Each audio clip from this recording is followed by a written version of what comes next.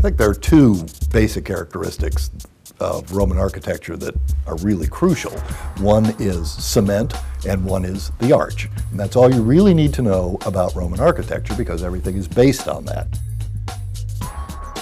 Concrete was discovered by the Romans thanks to the eruptions of Mount Vesuvius. Volcanic ash that developed and deposited itself near Pompeii created a material which the Romans realized when they put it into the water could actually harden. Opus caementicum, as it was called, was in effect the creation of a way to have structures built that didn't rest on each other the way a column might with an architrave on top of it. If you take, say, the arch, an arch, if you line them up, you create a vault. If you draw it 180 degrees, you get an apse. If you draw it 360 degrees, you get a dome. Arches and vaults were made in this concrete and creating the opportunity, as time went on, to have enormous spans and huge domes and vaults. All of these things that today we take for granted were inventions in the time of the Romans. This gift of Vesuvius, you might say.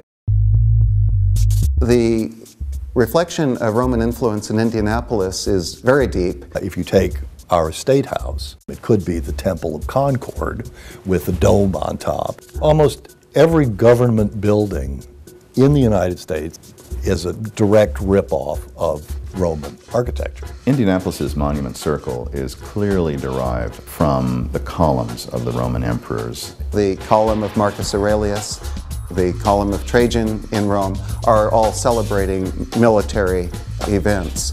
Well, the Roman Forum was the center of everything. Almost a center of the civilization of ancient Rome, unpacked in architecture and monuments that you can see and walk through time all the way back to the 1st century BC.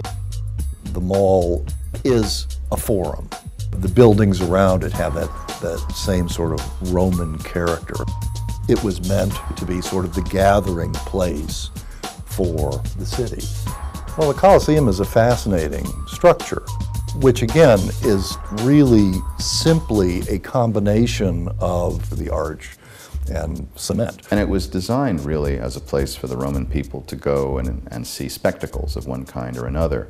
And there really is no difference in the architecture of any football stadium in the country today from the Roman arena. The whole Western world is beholden to the inventions of Roman architecture. And up until the 19th century, in terms of that kind of engineering, there really weren't very many advances beyond what the Romans had figured out in the 1st century BC.